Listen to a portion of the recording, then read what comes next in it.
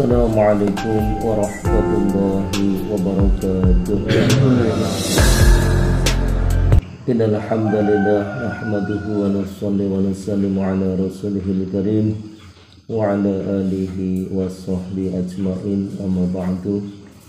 Jamaah salat subuh yang dirahmati Allah Ta'ala, marilah kita lanjutkan pembacaan hadis Fadilatus Sadaqah bab anjuran zuhud dan qanaah. Hadis yang berikutnya, a'udzubillahi minasyaitonirrajim.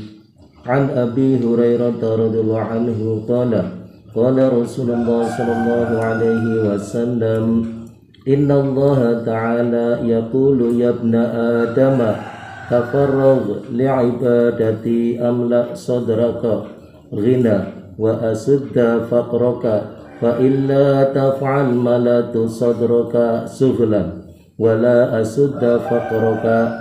Rawahu Ahmad wa Ibnu Majah. Dari Abu Hurairah radhiyallahu anhu berkata, Rasulullah sallallahu alaihi wasallam bersabda, Allah Subhanahu wa taala berfirman, hai anak Adam, sibukkanlah waktumu untuk beribadah kepadaku. Niscaya aku akan memberikan kekayaan di hatimu, dan aku akan menghilangkan kemiskinan darimu. Jika tidak, aku akan memasukkan dalam dirimu kesibukan, sedangkan aku tidak akan menghilangkan kemiskinanmu. Hadis riwayat Ahmad dan Ibnu Majah. Keterangan hadisnya sebagai berikut. Masalah ini telah disebutkan dalam beberapa riwayat dengan hadis yang berbeda. Imran bin Husain radhiyallahu anhu menukilkan sabda Nabi sallallahu alaihi wasallam, barang siapa yang selalu bertawajuh kepada Allah Subhanahu wa taala, maka Allah Subhanahu wa taala akan menyempurnakan semua keperluannya dan memberi rizki dari arah yang tidak disangka-sangka. Barang siapa yang hanya sibuk dengan urusan dunia dan hanya memikirkan dunia saja, maka Allah Subhanahu wa taala akan menyerahkannya kepada dunia dan ia hanya akan memperoleh apa yang telah menjadi bagiannya.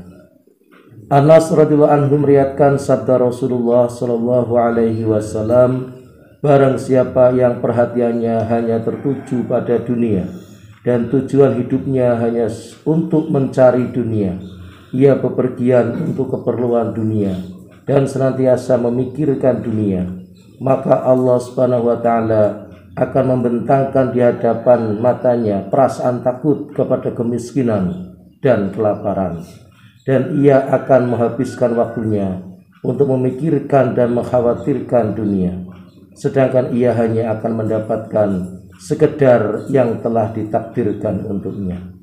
Barang siapa yang menumpukan perhatiannya kepada akhirat dan senantiasa memikirkan akhirat, maka Allah Subhanahu wa taala akan menyelamatkannya dari kegelisahan dan kebimbangan mengenai dunia.